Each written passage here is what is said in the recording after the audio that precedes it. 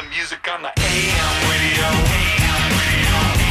Yeah, you could hear the music on the AM radio.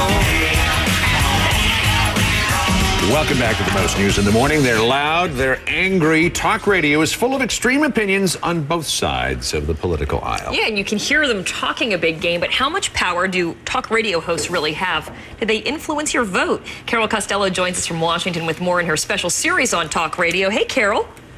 This was a tough one, Karen. President Obama said this back in January. You can't just listen to Rush Limbaugh and get things done. He was talking as if talk radio wields power over politicians. Well, does any talk show host have that kind of power?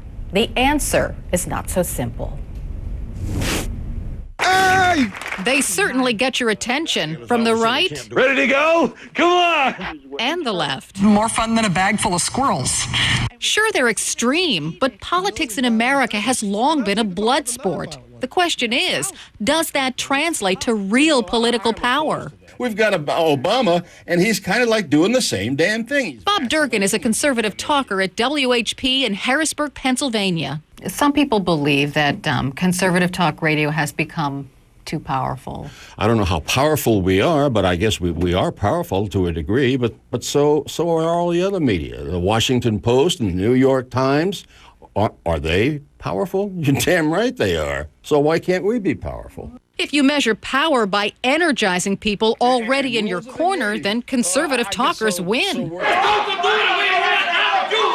Many of their listeners showed up at angry town halls and tea parties, a clear sign, some say, they're fueling a loud, conservative political movement. There is a kind of opposition party quality to a shadow government quality to listening to conservative radio these days. And I don't see any problem with that in a democracy. It's amazing how many Republicans want to come on this show. And no one wields that political club more effectively than Rush Limbaugh. He attracts 15 million listeners a week and brings some Republican leaders to their knees.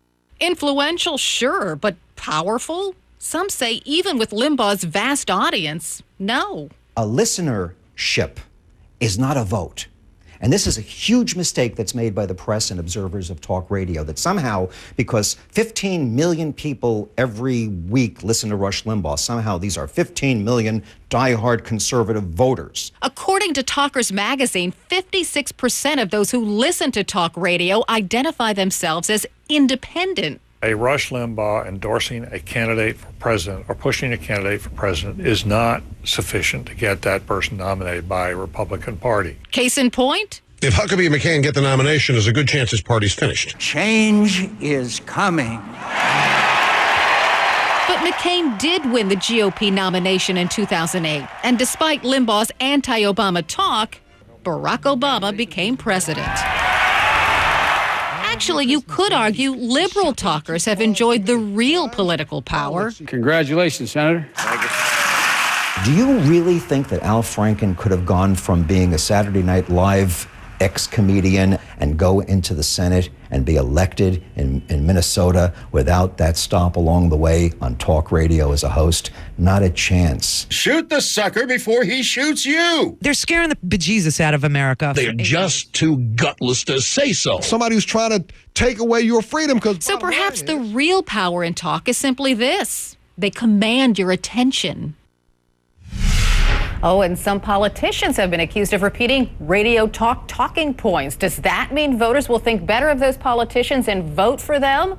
Michael Harrison of Talkers Magazine says there's simply no reliable evidence that demonstrates that's true. Take a look at the approval ratings for lawmakers. They're not so good.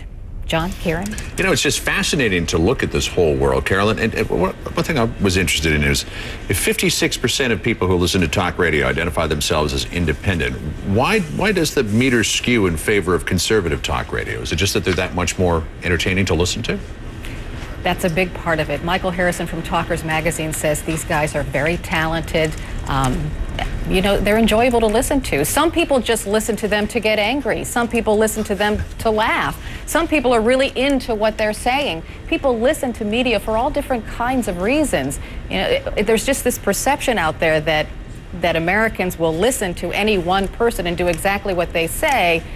But I would like to think that Americans aren't lemmings and that at some point they make up their own minds. There's lots of information out there.